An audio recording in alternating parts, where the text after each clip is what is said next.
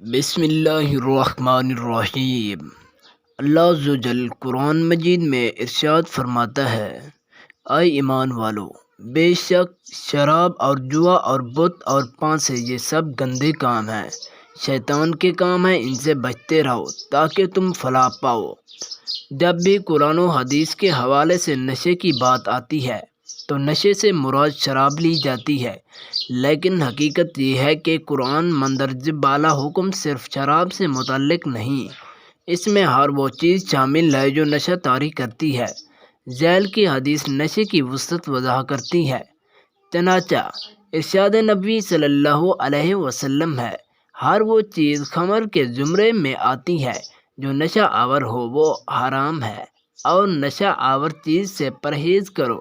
حضرت عمر فاروق رضی اللہ تعالیٰ عنہ نے ایک جمعہ کے خطبے میں اس کے معنی کسی چیز کو ڈھانپ دینا یا پردہ ڈال دینا، اور خمر سے مراد ہر وہ چیز ہے جو عقل پر پردہ ڈالتی ہے، یہی تو نشہ ہوتا ہے کہ عقل پر پردہ پڑ جاتا ہے اور نیک و بد کی تمیز ختم ہو جاتی ہے۔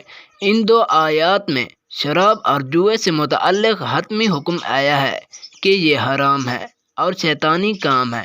ان دو آیات کے علاوہ اور بھی احکام آئے ہیں، یہاں تک تو بات ہوئی شراب کی۔